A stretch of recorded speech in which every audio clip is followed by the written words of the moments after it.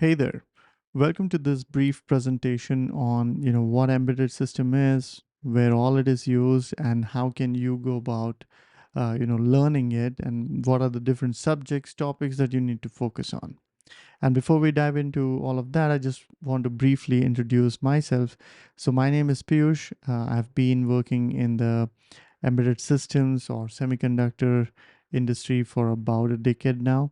I started off as an intern writing firmware code for a GPS chip, then migrated to writing like a bootloader level or BIOS level software for Bluetooth, and then migrated from there to writing instrumentation control software for Bluetooth RF, which is the radio or the wireless part of the Bluetooth, and then from there migrated to working on phone SoCs, dived into learning different CPU architectures or the ISA, so to speak, the instruction set architecture for different CPUs, specifically ARM CPUs. Then from there, moved on to writing power management firmware for the same SoC, the phone SoC. And then from there, recently I've moved to working on Linux kernel and Android. And this is in relation to the smartwatches. All right, with this as the background, then what I wanted to mention was there are few things over the past decade that has worked for me and continues to work for me, and even my peers when it comes to doing embedded systems. And this presentation would be like a distillation of all the learnings that I've had in terms of what works and what doesn't. Now, I should call out upfront, which is that the presentation is focused around embedded systems software. So this presentation is for anyone who is doing firmware, writing bootloaders, boot ROM, or college students who are aspiring to get into the industry and do kind of take up a role that relates to embedded system, right? So the presentation then is around how do you go about learning embedded systems. All right. So if we were to dive in now, then what you see here is like a mind map. And let me zoom this out. So we're going to kind of, traverse through this entire tree, and we'll start our journey at the very center here where we have embedded systems written, right? So first of, what is embedded systems, right?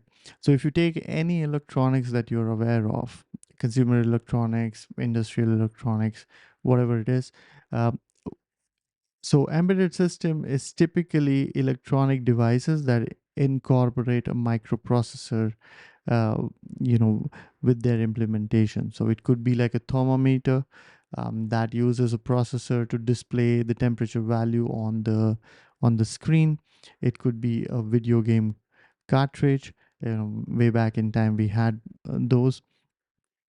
So there are different examples and applications that I've listed here. So, oh, by the way, I should also mention that, if you are watching this video on our platform, learn.inpajama.com or engineers.inpajama.com, you should have this PDF, handy. And if you're watching this on YouTube, there should be a link in the description to get this PDF, oh God, PDF copy, right? All right, so the applications, if you're looking at them, then they can be like for office automation, which is your cash register, for example, copier, fax machine. Uh, Industrial wise, it could be like elevator control, robots, and these are also like few examples out of many. So communications wise, there would be satellite systems, hubs, then network routers and switches. If you're talking about instrumentation, then signal generator, data collector, oscilloscope. Talking about automotive, then we have the GPS mapping system, anti locking braking system, um, the passenger environmental system, airbag deployment. Then computer peripherals like printers, scanners, keyboards, so on and so forth. In our personal life, we tend to use ebook readers, smartphones, smartwatches, tablets, electric toothbrush, so on and so forth. This Apple Pencil right here, that is also an example of embedded system. So electronics that has, within it, a processor. And that keyword processor is important because, as you'll see, uh, majority of the subjects or majority of the topics that we need to study or learn are around processors, or at least that's like the easiest way to become useful to the team that is doing embedded systems. All right, so let's then kind of step back right now and talk about how, or what all is involved as part of embedded systems, right? And there is this flow chart or a diagram that I've drawn here, and this is inspired from one of MIT's lecture by Professor Anant Agrawal. I had watched it like way back in time, 2013-14, and that oriented me so much in terms of how abstractions are built, that I thought it would be useful to orient you as well. So let's talk about this. So here we have nature, and what we do is make measurements on various things in nature. In this case, we take like a wire maybe, or any substance, and then we kind of put it under, like apply voltage to it, and then also check the current that's flowing through it. Then we kind of take or make tables in terms of relating voltage to current. This is just one example of what we do. This is supposed to represent that we study nature, and when we are studying nature, we just make tables. Now, slowly, what happened was we then decided, hey, wait, there is some interesting relation between the values here, that they are proportional, right, by some constant. And that gave us, some law. So making measurements on nature, we figured out laws of nature, and we continue to do so even today. So we, for example, discovered V equals IR, and these are the Maxwell's equations, right? And also, I should mention, it's very likely that I might have gotten like some formula or some diagram somewhere incorrect. And if that happens, we'll continue to update the PDF. So be sure to have a copy of the PDF. All right. So then we have the laws of nature. Then we say, okay, now from laws of nature, we are going to study, so to speak, certain kind of, or certain arrangement of elements or substances. So resistor, for example, is the most obvious one. But then if we have a wire, and we kind of turn it around, and then it leads to magnetic fields once voltage is applied to it, so on and so forth. So it turns out there is inductance, and then there is capacitance, so on and so forth. But these are called lumped elements. So slowly, electrical engineering is being formed here, or that subject is emerging. We were in the physics land here, then went to kind of electrical engineering land here. Then turns out that we discover or invent, using semiconductors, something called amplifiers. And then once you have amplifiers, the story goes in one of the two ways. Either we live in this analog world, and then go on to kind of using the amplifiers, create something called operational amplifiers. And operational amplifiers allow us to do mathematical operations on analog signals. That's their specialty, right? And if you're continuing down that path, then we go ahead and create analog systems, like maybe a frequency generator, comparator, some voltage generator, and even filters.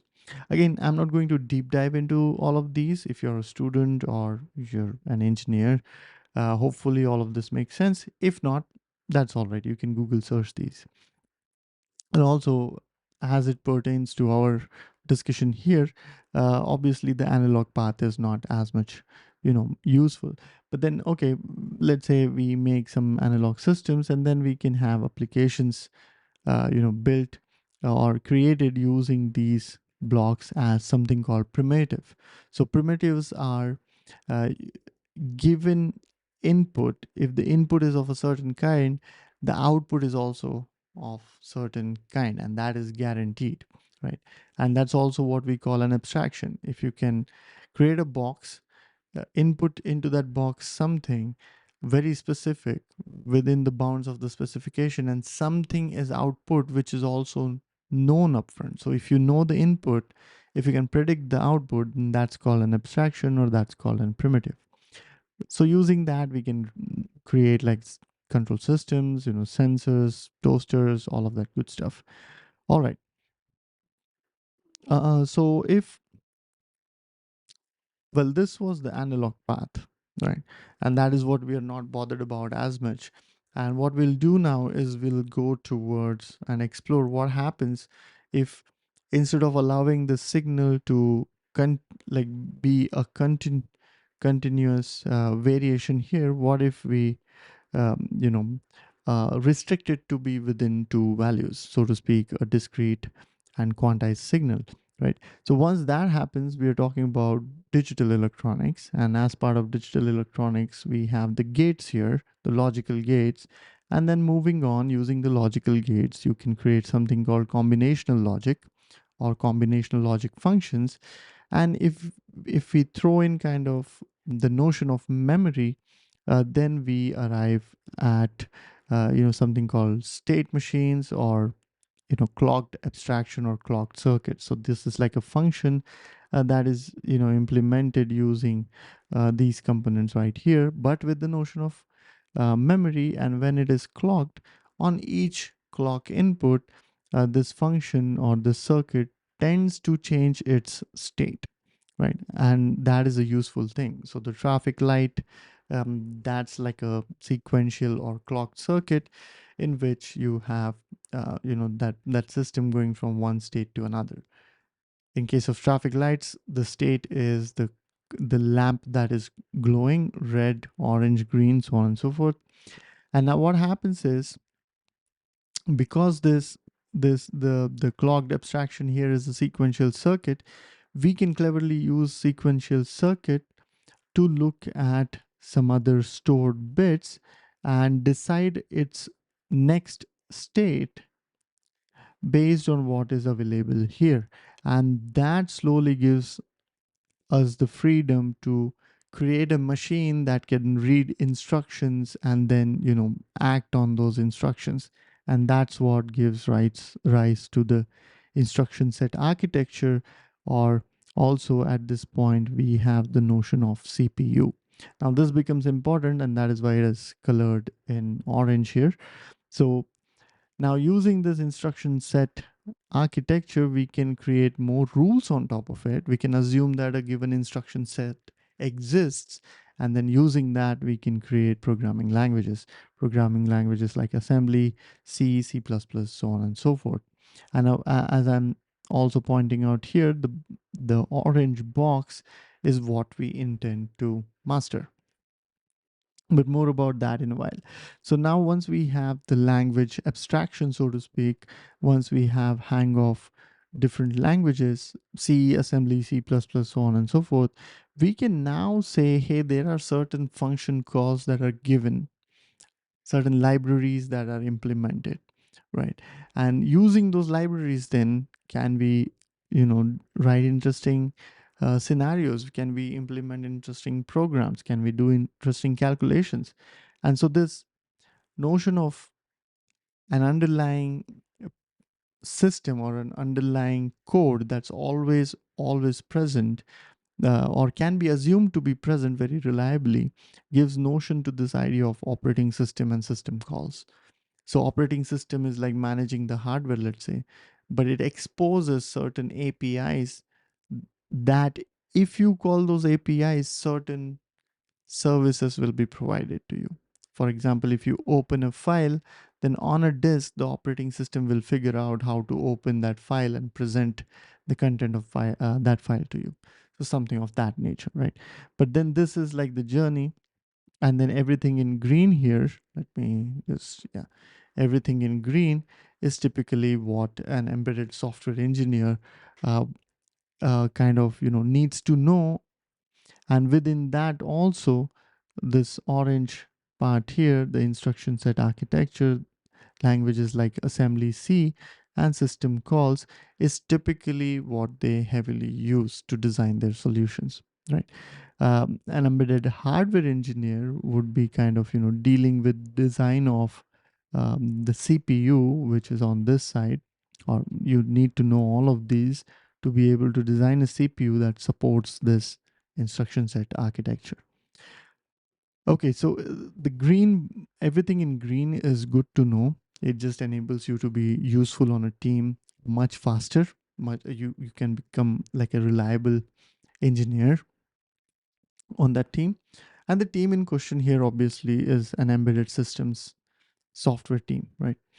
Okay, but this is something that you must know. You must invest your efforts into knowing more about these, controlling more about different aspects of these three topics, and that's what we'll discuss also. All right, so that is how you, or that's like the background in terms of the topics that you need to know to be able to do embedded systems, again software engineering. Right? All right, so why would we want to have a microprocessor in electronics? It's because it simplifies the system design and it provides flexibility. What does flexibility mean? Well, let's say if your car's rear view camera is not performing good enough, then what you can do is upload the software to the CPU that is controlling, let's say, the filtering, the image processing of the camera. So you can deploy a software that enhances the user experience, or it makes your embedded solution better. So now, had that filtering or image improvement or image processing being done completely in hardware at the circuits level, then there is no way you can kind of update a solution that is already out there in the market. But when we have like a software or a firmware based solution, then what happens is some part of the hardware is a constant, and then there is a CPU, and on that CPU you can upgrade, so to speak, the software. And once you do that, the functionality improves. So that is the flexibility part. And then removing bugs, making modifications, adding new features, that all becomes really straightforward, right? So let's say you made a thermometer that shows reading in Fahrenheit, and later on you decided that you want to also show degrees centigrades or degrees Celsius, so to speak. Then you can tweak your software very easily, but tweaking the hardware is not that easy, right? There is a cost associated with that. And that's why typically people go with a processor. In fact, we're living in a time right now where throwing in a tiny M class or RISC-V processor into an embedded system solution is way more cheaper than designing like the circuit that will carry out exactly the same function. So that is what makes it straight kind of the software part of embedded system, or why we should have a microprocessor. That becomes it simplifies life, so to speak. Okay, so now let's talk about how to go about learning embedded systems. And learning here means in terms of becoming employable, right? And or forming your own venture also, obviously. But think about this: being useful is the hardest thing to do. And what we are shooting for here is that when you're studying embedded systems, or learning to do embedded system software, personally my intention is that you should grow in a way that you become useful to a team which is already you know implementing or designing some embedded systems solution. Now what that does is, if you want to look for employment, you'll be useful to the team, and then the employability, so to speak, goes up. Okay, so bear in mind that our intention is uh, to give you the skills or enable you to be on the path where you can become useful to a team. All right, so learning the embedded systems, the five things that have worked for me over the decade.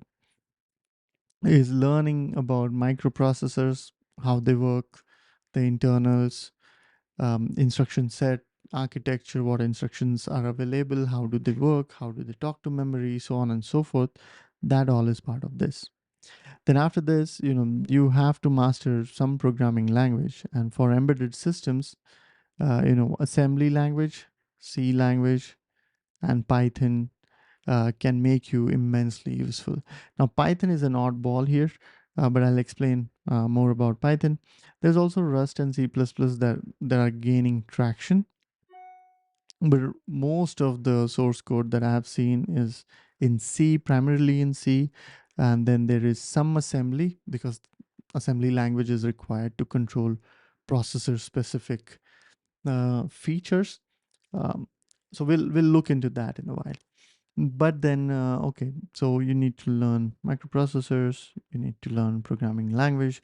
Let's talk about microprocessors a little bit. So focus on mastering a 32-bit or 64-bit processor. You can do 8-bit, but I mean, they are fairly widely used. But majority of big semiconductor companies these days very often use 32-bit CPUs, right? I have not seen an 8-bit CPU used around me, at least. 32-bit is most common. Wi-Fi's, watches, Bluetooth, yeah, you name it. 32-bit is super, super common. And if you're nailing or going after mastering a 64-bit CPU, then we're looking at something that relates to, let's say, phones, tablets, laptops, car dashboards, and complicated things of those nature, where you would want something like Linux to be executing.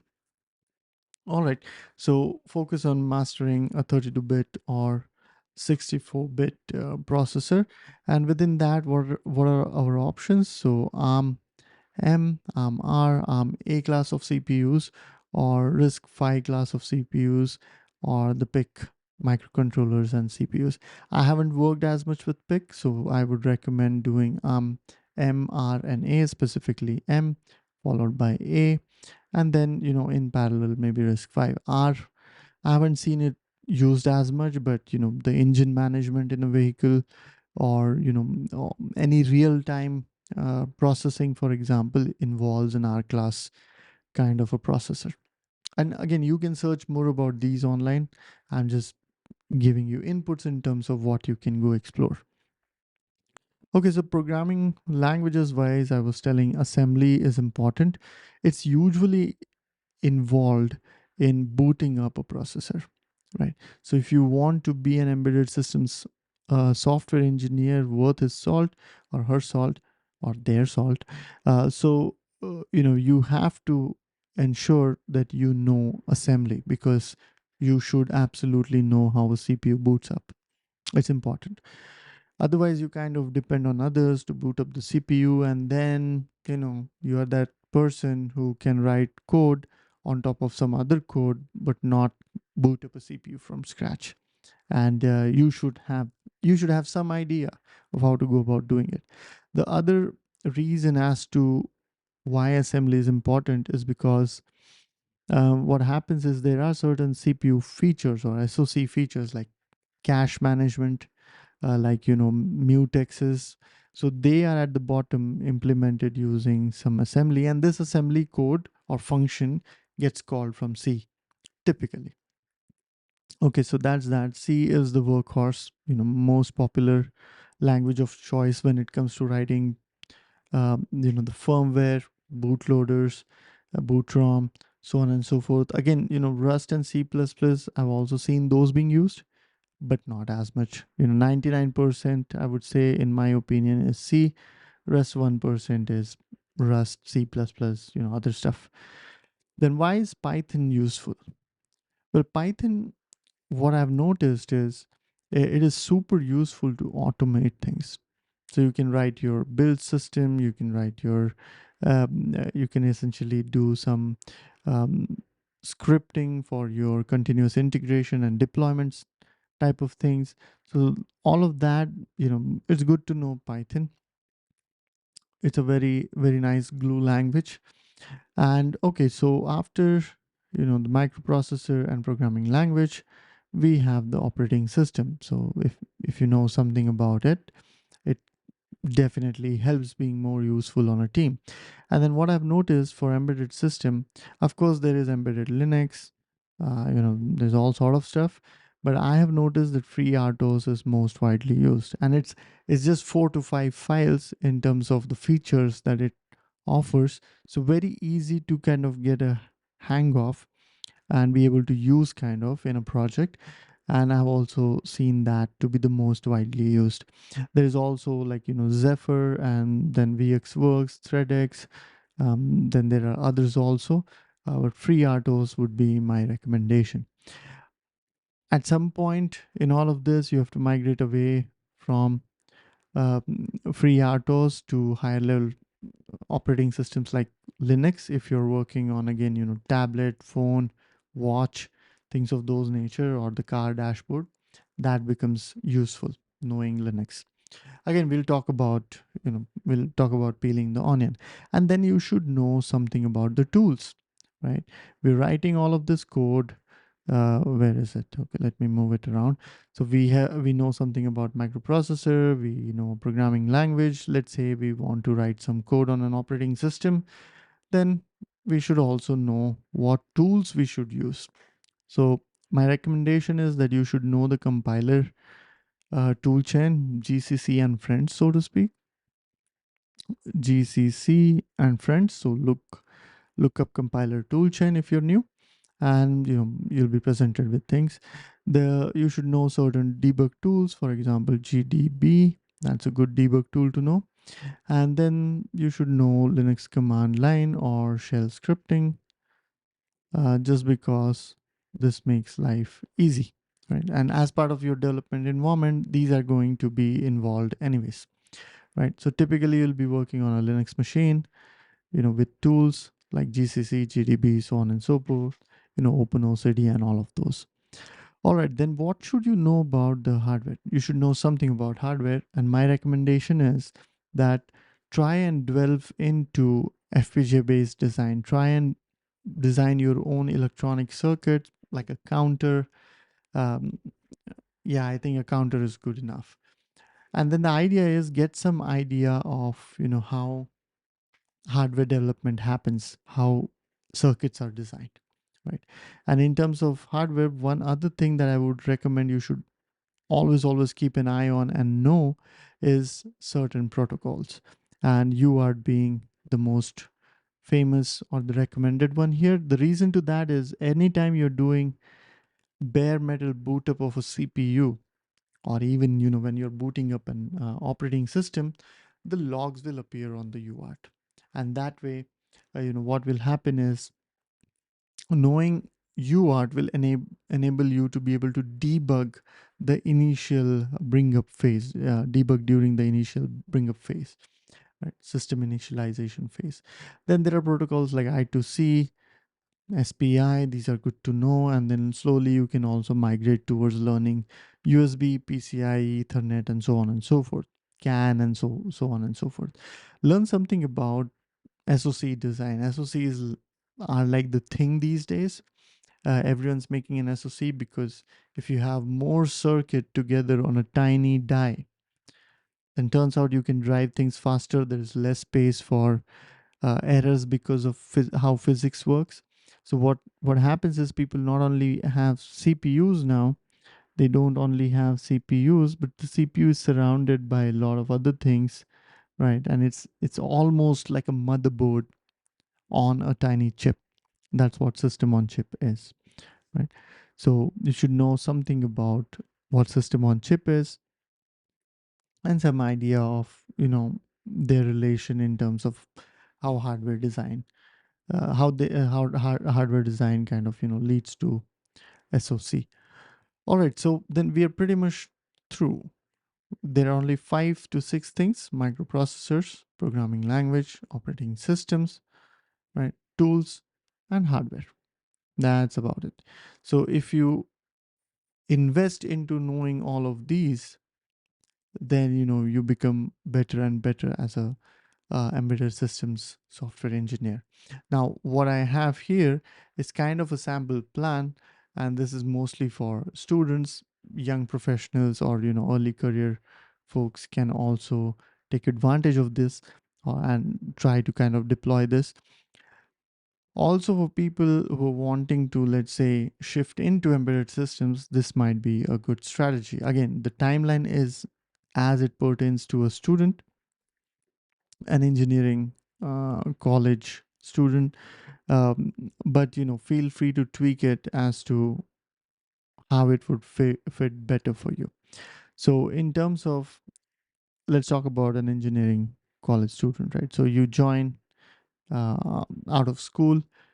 It's your first year. I would recommend that you just orient yourself. Get a feel of what college is, what subjects you have to deal with in the first year, so on and so forth. In general, keep your eyes open, right? But you don't have to like deliberately practice at this point anything or dwell into anything. Of course, if you do that, good for you. I would say from my side, it's not a mandate. Yeah. All right. Once you have entered your second year, you might want to consider playing around with stuff like Arduino, Raspberry Pi, and again, keep your eyes open in terms of what's happening in the electronics or semiconductor industry, what's happening in like the operating systems land.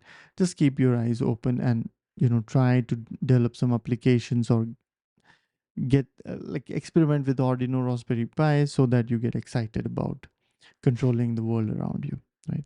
In terms of, well, you know, at this point, I must mention, in my opinion, embedded systems is the closest you can get to being a real life magician. That's my view. Okay, so second year you're starting to play with electronics. There's a processor involved, Raspberry Pi, Arduino, so on and so forth, and you're keeping your eyes open in terms of what's happening in the world. Third year is when I would say, okay, delve into the C language and computer architecture. Also do uh, operating system and see if you can try your hands at an FPGA. Try and develop some circuits, deploy them on FPGA, so on and so forth. Of course, there would be some money required to work on these, but there is something called QEMU. That's an emulator. It's a software that behaves like a hardware. It's look up QEMU. So QEMU has implementation for Raspberry Pi, so you would be able to, without investing too much capital, pretty much zero capital. If you have a laptop, you can install QEMU on it and get started. Again, Google QEMU and see what and try and follow. All right, so C computer architecture OS is what you're kind of dabbling with in your third year. You're also trying to see if there is an FPGA around. Can you write circuits for it? And what will happen is this will give you enough vocabulary to start mastering the concepts. And while you're dabbling into all of these, the recommendation is that you start to do personal projects. And these personal projects, I would recommend that you put them on GitHub, right? And the reason to that is if somebody else can look into the work that you have done, then it becomes very easy for them to understand and accept the fact that you actually know embedded systems, right? Or you're actually excited about it. And the being excited about things and having proof of work is like it's a very certain way uh, of being useful to a team, or of radiating that signal that you can be useful, and hence employability goes up. What we won't talk about in this presentation is how do you increase your visibility and how do you attract recruiters towards you. We won't spend cycles or time discussing that in this presentation, uh, but definitely putting your projects on GitHub or record a video, put it on YouTube, all of that definitely helps. Now fourth year is when you continue to do your personal projects, But you now dive deep into the C language, the computer architecture, operating system, hardware design, and Linux as development tool, right? So you don't have to know like the Linux kernel and Linux operating system, how it works internally, blah, blah, blah. Not super useful or not super expected, but if you can work on a Linux system to do all of your project or all of your development related work, if you know shell scripting, for example, to some degree, well, then you are like way more useful than usual college graduates who, kind of take up an embedded systems related job, right? Okay, and then now let's assume that you're doing internship or you are directly becoming an employee. We'll take the path of you becoming an intern, and then your career starts from there. So the idea as you progress your career is to peel this onion or peel these 5 topics in as much depth as you can. And obviously, you'll take time to do so. So every year, you can revisit these topics and try to learn something new about them. And what happens is, as years go by, you become better at better and better on this horizontal spread. Then all of a sudden, 5 years from being an intern, 5 years later, you might be this person who knows operating system. So you can design state machines, you can talk about various ways in which a solution should be implemented. Obviously know C language, so you're reviewing other people's code, you're becoming the tech lead, so to speak. Then computer architecture, so you're able to debug issues that happen on your firmware, bootloader, or lower layers of the operating system. Hardware design to some degree, you have some idea, so you can talk to the hardware engineers, or you can raise questions on the hardware spec. You can analyze, decode the spec better, you can make recommendations, so on and so forth. And Linux as development tool, well, this enables you to be able to kind of write better and better automation, do things faster, and so on and so forth, so you become an expert. So the general theme then is that you go and explore the unknown within these, right? Typically within these, outside of this is also fine. Everything you never got a chance to work on, you should be studying that as well. I never worked directly on USB or PCIe, but I tend to go read a book, flip pages, sometimes flip the go through the specifications just randomly, just be curious, learn. What ends up happening is, as you progress in your career, if you are on a coffee table or a lunch table where there are like other experts and they're talking about, let's say, PCIe, you happen to know something about PCIe, and now on that lunch table, you can learn more. Your brain can accept a lot more. So the idea is to expose yourself to different topics so that when you're talking to an expert or reading a book or you're deployed on a project of that nature, you can learn fast and your brain starts to accept the information, right? That's the idea. All right, similarly, learn something about GPU, USB, PCIe, so on and so forth, Bluetooth, Wi-Fi, blah, all of that. Your aim should be, as you grow in your career, master a CPU, typically ARM-M, ARM-A, R, and RISC-V. So what this will do is this will give you that strong hold in terms of what the CPU really does and how you can control it. You'll be able to reason about that CPU, right? Okay, so now this whole reputation thing, that's like the general theme that I was alluding to, and this is like the final diagram that we are to talk about. So the idea is to do these 5 things on repeat. Again, these are inspired or derived from my and bunch of other people's that I know in the industry, their career journeys. So do assembly language, learn CPUs, do operating systems, try out hardware development and learn more about it, do tools, GCC, GDB, shell scripting, all of that. And then with each passing year, revise these and explore the unknown in these. And so as you go out here, so like the different circles here as you go on the outer orbit here. You grow in your experience, and once you grow in your experience, you will learn, those nuanced or special topics that you could not learn as a junior engineer, or it did not make sense to you as a junior engineer. You will learn them, as you keep pursuing these subjects with your career. So I'll give you an example.